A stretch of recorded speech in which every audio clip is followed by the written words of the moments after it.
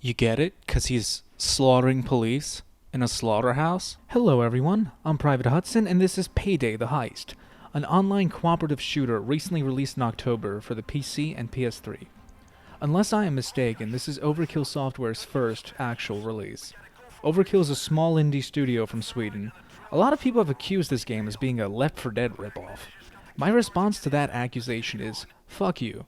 If anything, this game is more reminiscent of Killing Floor with its holing up in an area fighting off endless waves of cops gameplay. You play as one of 4 robbers.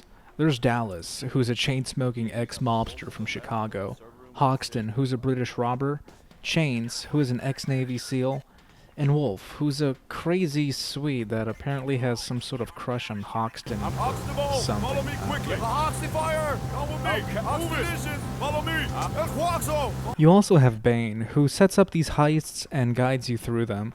Also, if you fail the heist, not only does he personally take the blame for it, but he also promises to get you out of prison ASAP, even though you just killed like 200 cops.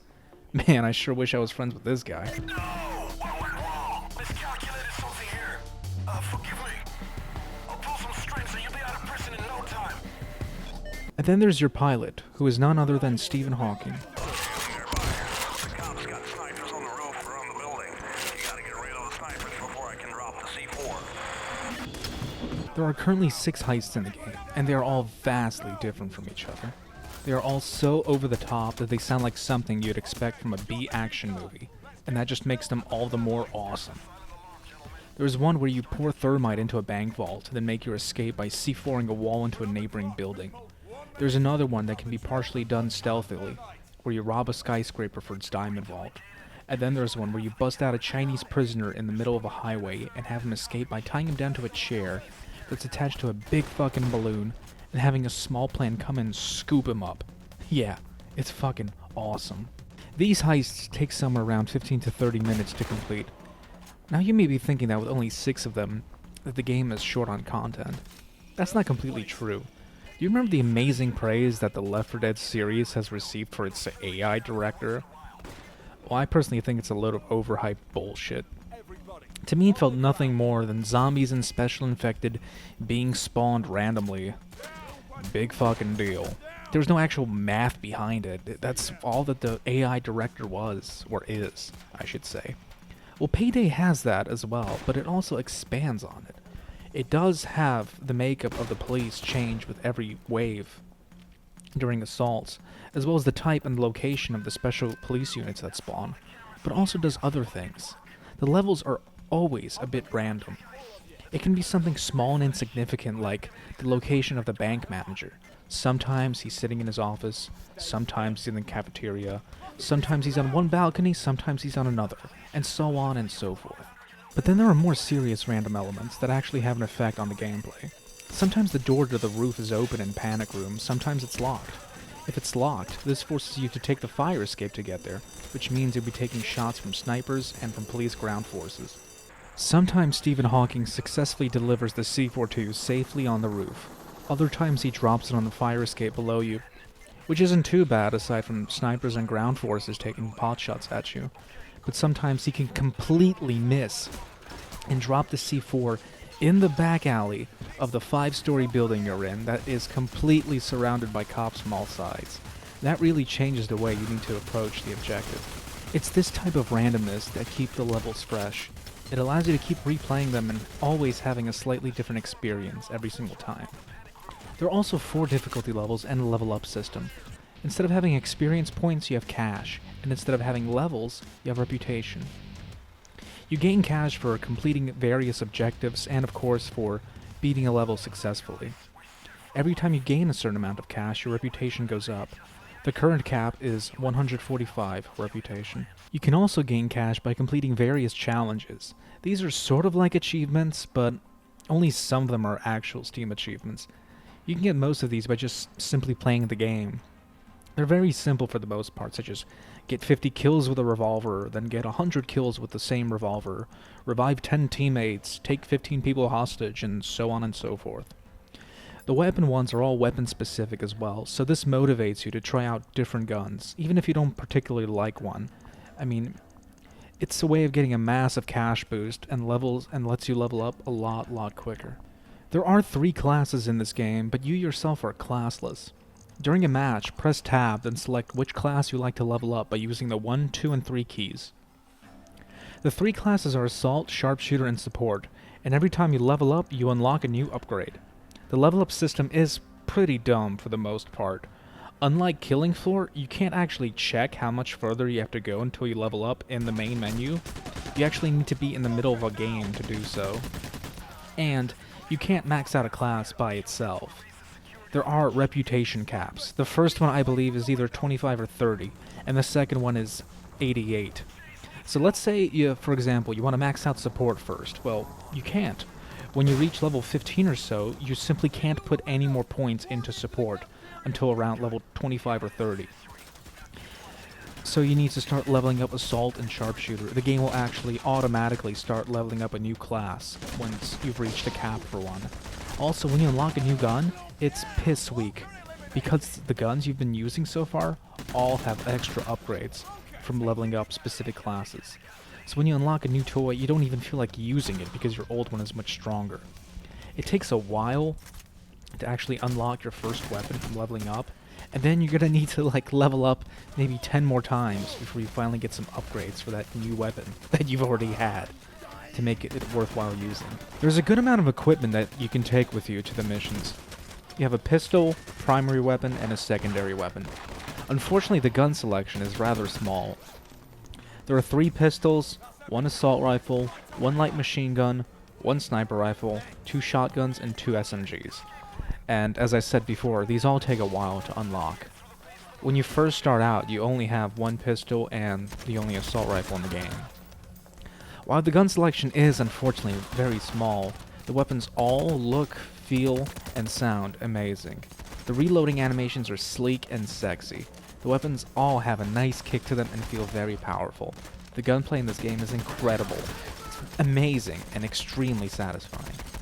Then there are deployables such as ammo and medic bags that can only be deployed once. The amount of times you can use them depends on their upgrade level.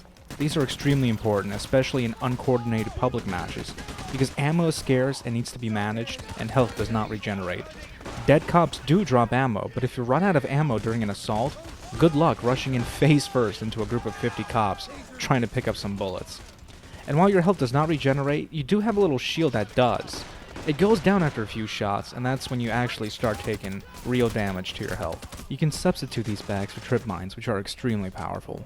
Then there are self-buffs, such as improved body armor, extra cable ties for taking more hostages, or extra starting out ammo. Lastly, there is also a non-stacking team buff that applies to everyone except yourself. Assault gives out more damage, Sharpshooter increases team accuracy, and Support increases team health. You don't actually die in this game. When you lose all of your health, you become incapacitated. Your teammates have around 20 seconds to come and help you up.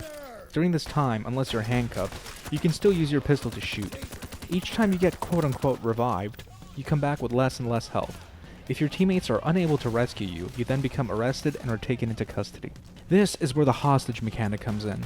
This isn't like Left 4 Dead where your friends can find you in a random closet somewhere, nor is it like Killing Floor where you simply respawn at the end of a wave.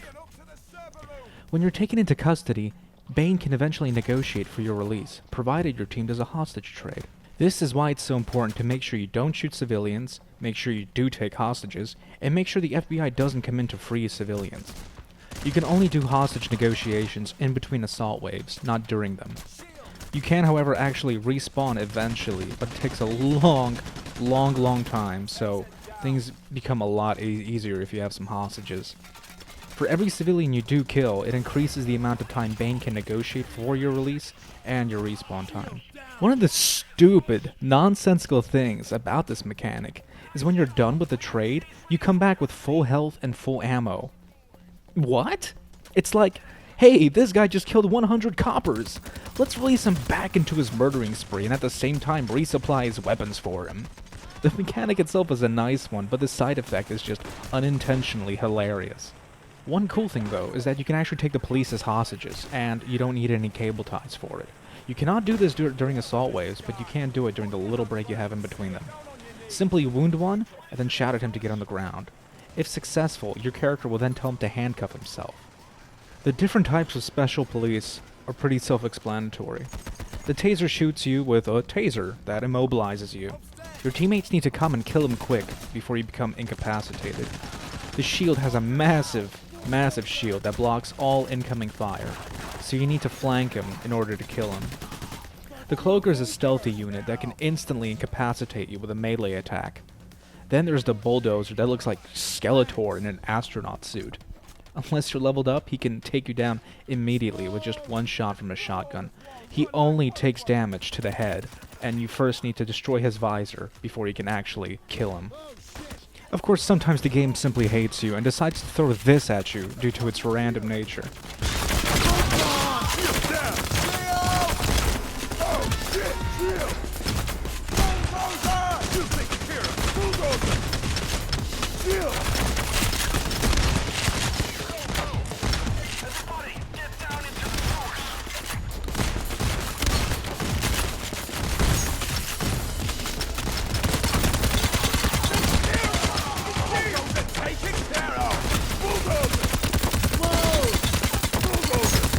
The graphics are decent. It's an indie title, so don't expect much, but they're more than adequate. The sound and music are both wonderful. The voice acting and dialogue, however, isn't, and that's not a bad thing. It's another element of this game that reminds me of Killing Floor. While some of the lines and acting are actually pretty good, most of it isn't. It's really cheesy. It's so bad that it's good. Regardless if this was intentional or not, it definitely adds to the game's charm, and I personally love it. This is obviously very subjective, and you may have a very different opinion than what I do, and that's perfectly fine as well. One nice thing they did add, though, for the acting, was police chatter, and you can hear the police squads communicate back and forth to each other, just like you could hear the clones in Fear. Unfortunately, they don't have the same AI as the clones do in Fear. Actually, the AI here is pretty non-existent, aside from the special police units. The generic police mobs just run in there just to get mowed down. The game does have some bugs. Thankfully, Overkill have stated that they have fixed most of the current issues right now for the upcoming 5th patch. That's right, 5th patch. It's been 2 months after release, and thankfully Overkill are actually supporting their game. The only issue that is worth mentioning is the issue of synchronization. I doubt this game uses dedicated servers. And for some sort of reason, this is the only drop-in, drop-out game where when someone joins your game that's in progress, it just pauses for around 20 to 30 seconds, waiting for that player to load in. Not even the poorly received Scourge project had this, and that game had pretty big levels. Overkill have stated this happens so that the player can sync up with the current script that is running. Sometimes if you're playing with a host who is really far away, or has really poor internet, you lose the synchronization to the script and some weird stuff starts to happen. Like you're seeing cops that sit there and don't do anything. Sometimes it's pretty extreme, and you can even see a teammate being stationary, not doing a single thing, not moving for the whole level, while he's actually doing stuff. He's actually in the game doing the objectives, killing police, collecting cash. But you don't see any of that. Thankfully, this doesn't happen often. My advice is, if you have crappy internet, please do not host games. And one last thing that I would like to mention is the voice chat leaves a lot to be desired. There is no visual indicator of when you are speaking, which is really, really dumb. And I haven't seen something as lazy and incompetent as this since the recent Aliens vs. Predator game. You do see an exclamation mark above the character's portrait in the lower left-hand area when someone else is speaking, but that is actually pretty small to notice, and it, took me several hours to even realize who was who when they were actually using voice chat. Also, the default sound settings, real dumb. You can't hear anybody. Everything is defaulted to 100%. I actually personally had to lower my sound and the music volume down to 10% to hear other people talking. Overall, Payday the Heist is a wonderful game. I love it a lot. It's extremely fun, has a ton of replayability, a ton of stuff to unlock, extremely satisfying gunplay, very challenging on higher difficulties, and has very frantic gameplay that has you constantly run around an area fulfilling various objectives while fending off massive waves of police. My only complaint is that I wish the game had more content, specifically more heists and more weapons. But don't get me wrong, the game offers a good amount of content to begin with. Overkill are currently working on and have plans for more DLC with new heists, weapons, and more unlocks. They have not stated if it will be free or paid. I believe they're also working on raising the current reputation cap, and are doing something special in a few days for everyone who currently is at that reputation cap. Regardless, pick it up. It's an excellent game. I put 16 hours into it so far, and my rep is in the mid-70s. I still haven't beaten all the heists on hard, and have only completed one on Overkill. Check it out. I recommend it to all fans of co-op shooters.